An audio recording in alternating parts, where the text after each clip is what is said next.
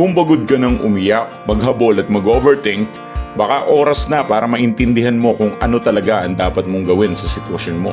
I'm Coach Base, isang veteranong breakup specialist sa maraming taon na nag-aaral ng relationship psychology at nagbibigay ng specific advice based on your situation na walan, iniwan, or gustong mabawi ang ex nila after breakup.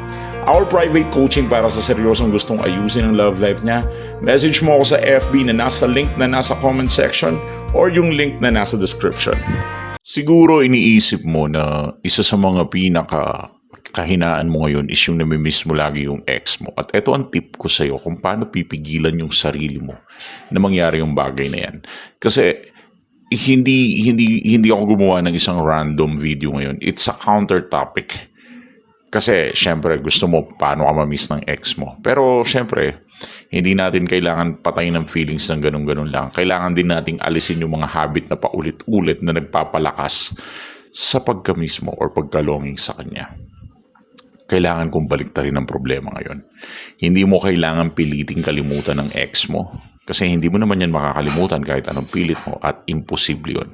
Kahit saan ka pumuntang opisina ngayon, hindi mo malilimutan ang ex mo. Yan yung nasigurado ko. Pero meron tayong paraan para pigilan mo yung sarili mo na ma-miss siya. Ang problema ngayon is yung araw-araw mong pinapakain yung memory mo na pagka-miss sa kanya. At kapag tinigil mo ang tatlong bagay na ito na ituturo ko ngayon, unti-unting hihina yung urge na hanapin mo siya at hanap-hanapin mo siya. Ang first step natin is, syempre, sobrang simple lang nito, sobrang basic lang nito. Tigilan yung pag-check.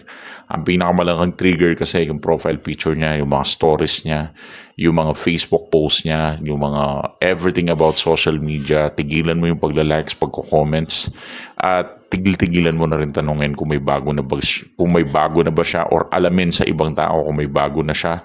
Akala mo kasi nagiging information lang to. Pero sa totoo lang, sa bawat pag-check mo, nagkakaroon ka ng tinatawag nating microdose of emotional stimulation.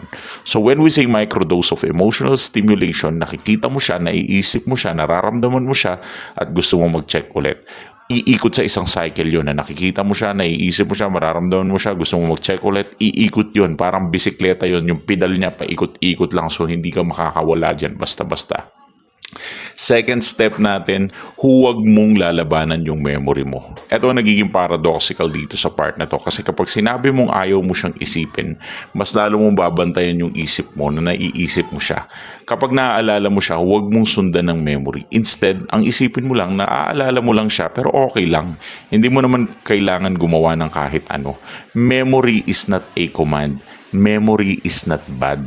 Ang nagiging bad dito as kapag masyado mong dinidibdib yung memory na yun. Kasi yung memory na yan, part na yan ng brain mo. Hindi mo na yan matatanggal basta-basta. At hindi porket na may mismo siya is kailangan mo siyang i-message, of course. So, isa lang ang ibig sabihin nun. Ang pinakamadaling sabi ko dito or pinakamadaling salita na gusto kong ipa-imply sa'yo is hindi naman porket naaalala mo siya in your memory, it is bad. Hindi naman bad yun. It's part of the process. Pero hindi porket naaalala mo siya is kailangan mong dibdibin or take it personally. Wala tayong magagawa. Maaalala at maaalala mo siya. Pero ang kailangan mo lang gawin ay huwag mo lang dibdibin. Iba kasi kapag dinidibdib mo na.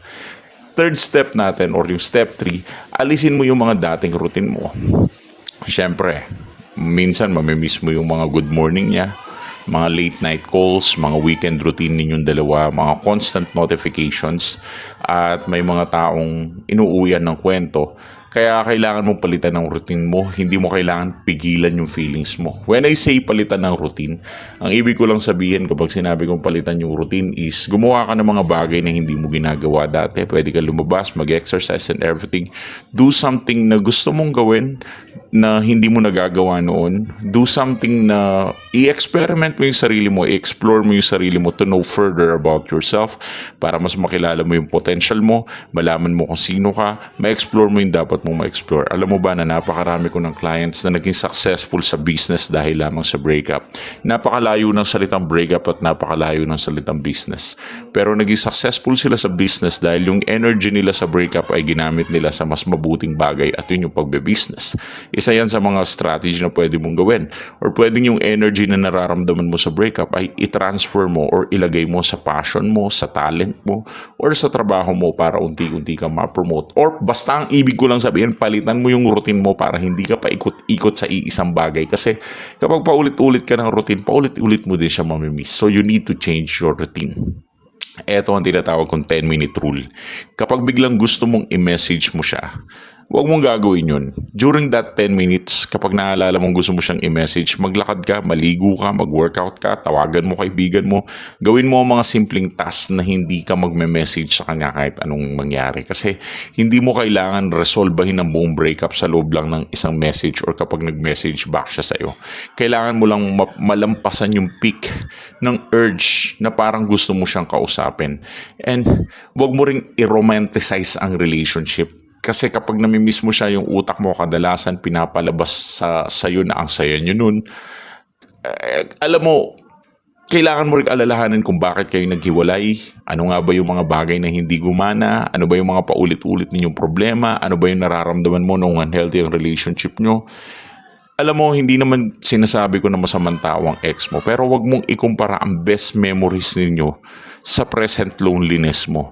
Kasi yung mga best memories ninyo, best na yan. Pero yung present loneliness mo, worse yan. Kahit pagpatong-patungin pa natin yung mga best memories ninyong dalawa ng 7 beses, hindi niyo matutumbasan yung loneliness at breakup at sakit at sugat na nararanasan mo ngayon.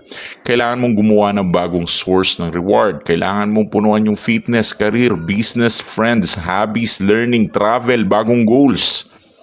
Para alam mo yun, para magkaroon ka ulit ng buhay na hindi umiikot sa relationship at tungkol lahat sa ex mo.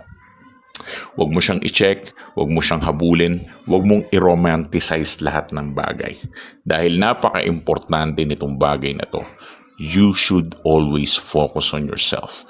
Sa ganitong paraan, maaalala mo man siya sa memory mo, pero yung pagkamiss sa kanya, at least unti-unting mababawasan.